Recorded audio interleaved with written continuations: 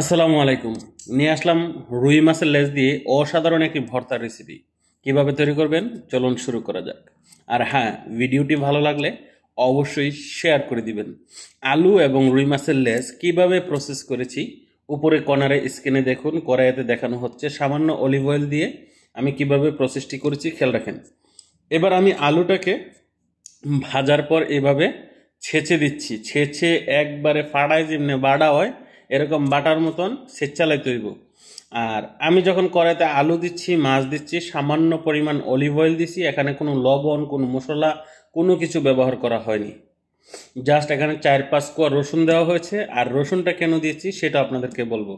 এবার আমি আলুগুলো এভাবে ছেঁচা তারপর ফিনিশিং করতে হবে।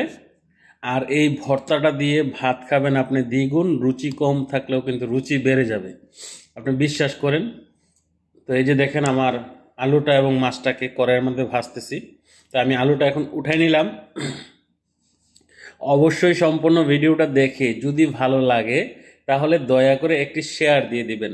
আর আমি যখন আলু ভেজেছিলাম ওইখানে 5-6 কোয়া রসুন এবং কাঁচামরিচ দিয়েছিলাম। এই যে দেখেন রসুনগুলা কিন্তু ব্রাউন কালার হয়েছে, ঠিক আছে। অনেক সুন্দর একটা ফ্লেভার আনবে, আপনি বিশ্বাস করেন, দিয়ে দেখেন। তারপর আমি এবার মাছের লেজটাকে এই মাছের যে অংশগুলো আছে সেইগুলা দিয়ে দিচ্ছি এবং কাটার অংশগুলা ফেলে দিচ্ছি। আর মাংসর ভিতরে যে কাটা থাকে মাছের, সেই কাটাটা যখন আমি ফুতা দিয়ে ছেঁচা দেবো তখন ওইখানে লম্বা লম্বা কাটাগুলো থাকবো, আমি বাচ্চালাম, ঠিক আছে। তো দেখেন এবার লেজের এই অংশ একটু অংশ আছে মাংস, সেটাকে আমি তুলে নিচ্ছি। আর আলুটা দেখেন কিভাবে ভাজা হচ্ছে। তো অবশ্যই সম্পূর্ণ ভিডিওটা কন্টিনিউ করুন, ইনশাল্লাহ অবশ্যই ভালো লাগবে। আর আপনিও ট্রাই করে খেয়ে দেখতে পারেন। পরবর্তীতে আমার পেজে রিভিউ একটি অপশন আছে।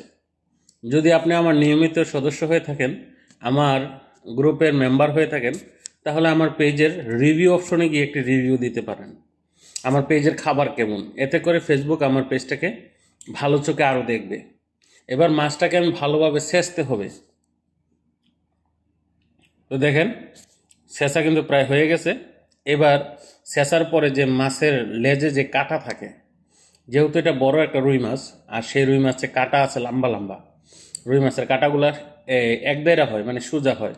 ওই যে দেখেন বড় বড় কাটা দেখছেন, এরকম সবগুলা কাটা থাকবে। এখন আমি এই কাটাগুলা বাইসালাম,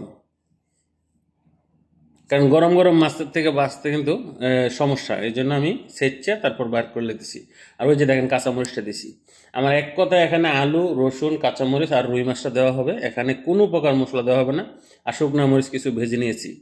এবার শুকনা মরিচের সঙ্গে লবণ দিয়ে কসলাইয়া, মানে জিদ যদ্দুরা আছে বুঝছেন, এটার উপরে নির্যাতন চালান, অত্যাচার চালান, চালাইতে পারেন, তুরা তুরা করে নেবেন একবারে। এবার পেঁয়াজগুলা কুচি কুচি করে ফইল্লা একবারে কসলাইয়া মাইকা নেবেন শুকনা মরিচের সঙ্গে। তারপর ধনিয়া পাতা, এবার কসলান ইচ্ছা মতে, মানে কসলানের মাধ্যমে কিন্তু একটা গ্রান চলে আসবে। তারপর আমি আরেকটু লবণ অ্যাড করে দিচ্ছি, দিয়ে এভাবে কসলাইতে কসলাইতে কসলাইতে কসলাইতে এখানে যা আছে সবগুলো উঠে নেবো।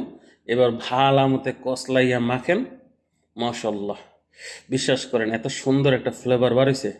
এবার একটু সরিষার তেল না দিলে কি হয়, সরিষার তেলটা দিয়ে দেবো। আর এটা যদি খাঁটি সরিষার তেল হইতো তো কোনো কথাই আসছিল না। যাই হোক, ভেজালের নামে খাঁটিতে সরিষার তেলটা দিয়ে এবার কসলাইয়া মাইকা নিলাম। এখানে কাটা যা আছে সম্পূর্ণ ভাসা হয়ে গেছে, এখানে আর কোনো কাটার অংশ নাই। তো এইভাবে কসলাইয়া মাখার পরে ভর্তাটাকে আমি গোল্লা গোল্লা করে নেব আর কি, যেভাবে দোকানে বিক্রি করে বা বিয়া বাড়িতে দেয়। তো ছোটো করে করলে তো আর হবে না, এক গোল্লা দিয়ে ভাত খাইতে হবে। মাশাল্লাহ, সেই স্বাদ।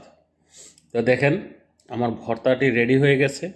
আপনারা যদি সম্পূর্ণ ভিডিওটি দেখে থাকেন, কোথায় থেকে দেখেছেন অবশ্যই কমেন্ট করে জানাবেন। আর ভিডিওটি একটি শেয়ার করে দিবেন। দেখেন কত সুন্দর হয়েছে। ধন্যবাদ সম্পূর্ণ ভিডিওটি দেখার জন্য।